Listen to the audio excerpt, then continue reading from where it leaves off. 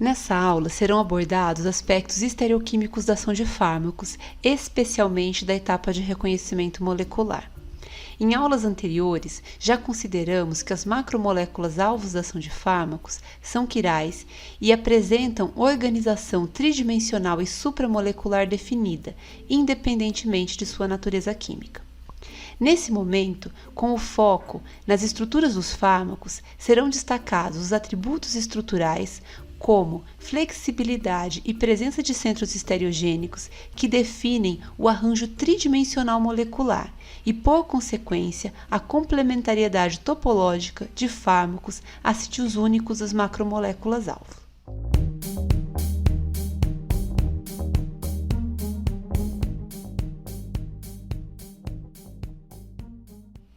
As biomacromoléculas, alvos da ação de fármacos, apresentam uma topologia definida pela natureza quiral e pela disposição tridimensional de suas subestruturas. De modo que a complementariedade requerida para o reconhecimento molecular de um fármaco em um sítio específico da biomolécula depende fundamentalmente dos aspectos tridimensionais de sua estrutura, ou seja, de sua estereoquímica. De maneira geral, os fármacos podem ser flexíveis ou rígidos e conter ou não centros ou grupos estereogênicos, sendo essas características importantes ao considerarmos sua fase farmacodinâmica. O S-ibuprofeno, por exemplo, é um analgésico e anti-inflamatório não esteroidal, inibidor de isoformas da enzima ciclooxigenase. Apresenta estrutura relativamente flexível e um único centro estereogênico. Por ser relativamente flexível, suas moléculas podem assumir diferentes arranjos tridimensionais e, portanto, diferentes topologias em função do giro de ligações simples. Na imagem ao centro, ilustra-se pequenas variações de sua estrutura tridimensional resultantes de variações de ângulos torsionais. Se assume que uma das possíveis conformações é complementar ao sítio de reconhecimento da enzima-alvo. A topologia bioativa do S-ibuprofeno também é definida pela disposição espacial dos grupos ligados ao carbono estereogênico, identificado por um asterisco na fórmula estrutural.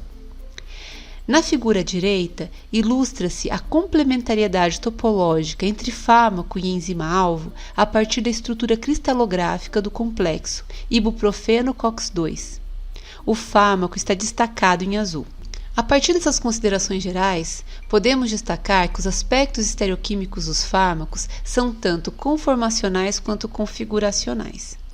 Os aspectos conformacionais são relativos a fármacos que se apresentam em equilíbrio conformacional, ou seja, que ocorrem em diferentes arranjos tridimensionais transitórios resultantes do giro livre de ligações sigma. Esses delimitam conceitos como flexibilidade molecular, conformação bioativa e restrição conformacional. Os aspectos configuracionais, por outro lado, estão relacionados a fármacos estereisoméricos. Os estereisômeros apresentam arranjos tridimensionais definidos em relação a um centro ou grupo estereogênico. Nesse contexto, serão destacados a quiralidade dos sistemas biológicos e a consequente estereoseletividade do reconhecimento molecular, que remetem à importância dos fármacos quirais.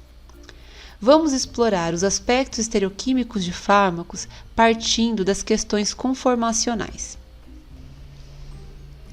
Em princípio, fármacos que apresentam ligações simples em fragmentos acíclicos são relativamente flexíveis.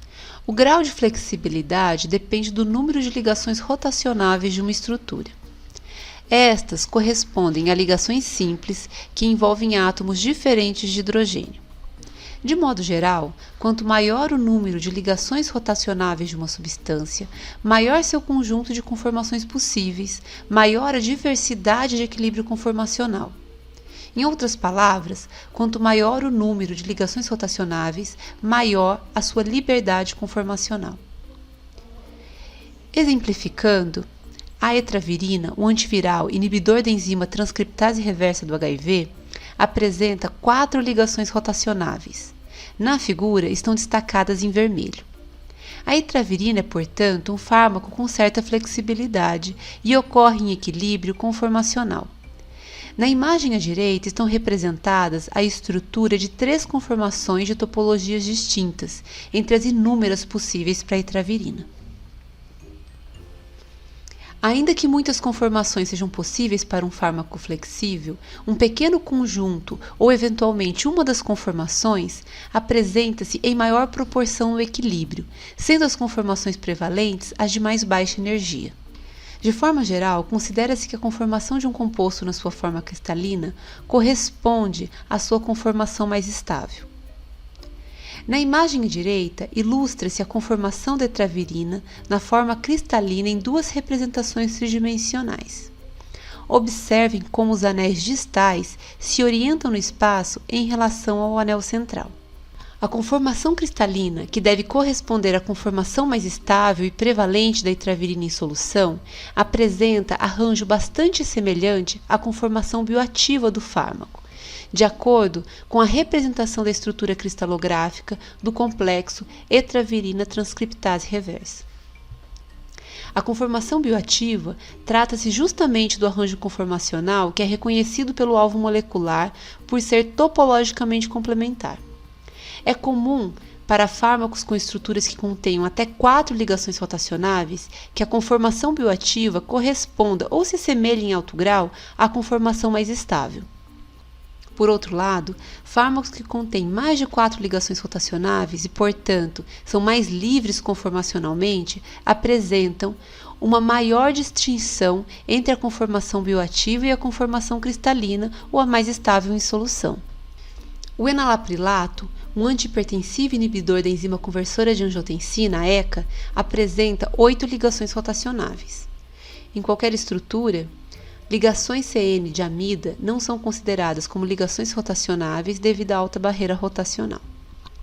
Nesse caso, a conformação cristalina do enalaprilato, representada acima à direita, não coincide com sua conformação bioativa, que pode ser observada na representação do complexo cristalográfico enalaprilato-ECA. Observem a posição relativa do grupo fenila. Conclui-se, portanto, que, de forma geral, a conformação bioativa nem sempre coincide com a conformação mais estável de uma substância na sua forma livre, principalmente para fármacos com alta liberdade conformacional. De qualquer forma, vale ressaltar que o reconhecimento molecular que envolve a formação do complexo entre um fármaco flexível e seu alvo é sempre desfavorável entropicamente, por razão de que o fármaco associado perde a liberdade conformacional. Em razão disso, a restrição da liberdade conformacional é uma abordagem empregada no planejamento de ligantes ou fármacos de maior afinidade, visando-se maior potência. A mesma abordagem é utilizada também em busca de seletividade. As potenciais vantagens de fármacos mais rígidos, que mantêm o arranjo tridimensional da conformação bioativa, se apoiam no reconhecimento molecular de menor custo entrópico e, portanto, mais favorável, e na aquisição de um arranjo topológico seletivo frente a diferentes tipos e subtipos de receptores ou enzimas. Dentre as estratégias de restrição conformacional estão a introdução de substituintes volumosos, a constituição de ciclos com esqueleto carbônico, a incorporação de insaturação ou de certos grupos funcionais. Parte dessas estratégias estão exemplificadas como diferentes modos de restrição conformacional do aminoácido fenilalanina. O ganho de afinidade a partir da restrição conformacional pela constituição de ciclos pode ser ilustrado pela diferença nos valores de Ki destes antagonistas de receptor de bradicinina.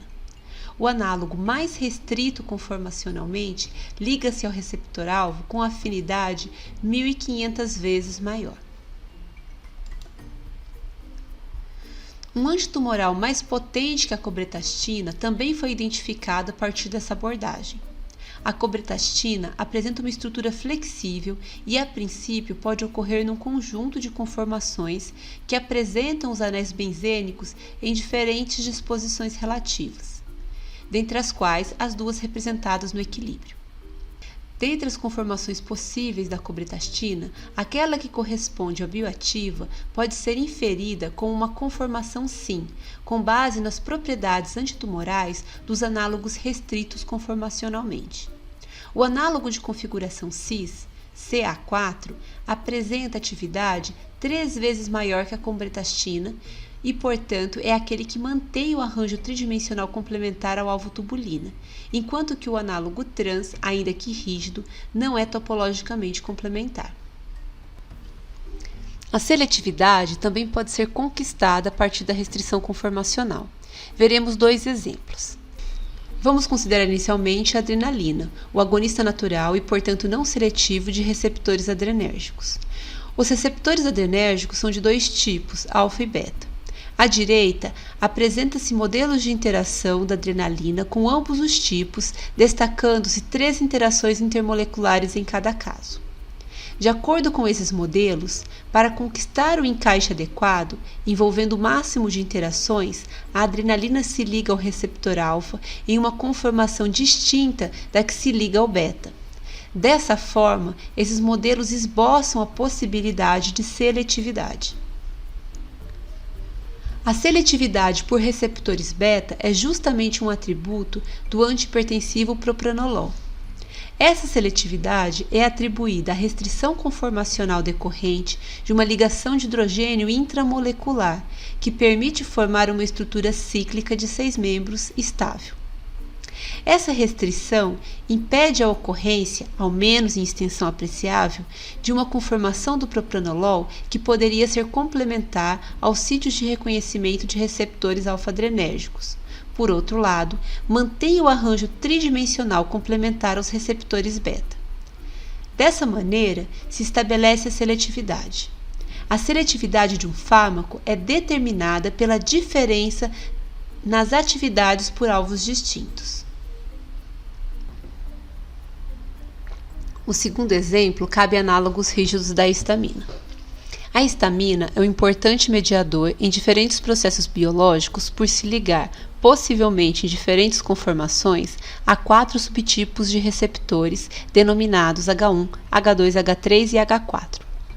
As projeções de Newman de conformações alternadas ilustram o equilíbrio conformacional dessa substância, destacando possíveis orientações relativas do grupo amino e imidazol. Dentre os receptores de histamina, o receptor H3 em especial é um potencial alvo de fármacos neuroativos. Dessa forma, busca-se fármacos seletivos frente a esses receptores. E nesse contexto, foram identificados análogos rígidos da histamina seletivos por receptor H3.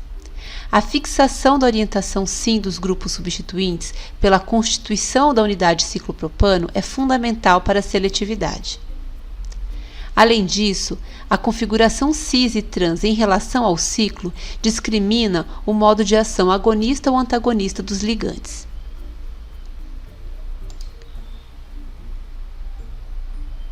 Logo mais, daremos continuidade ao tema com uma abordagem sobre aspectos configuracionais da ação de fármacos, em uma videoaula sequencial sobre a estereosseletividade do reconhecimento molecular e considerações sobre os fármacos quirais.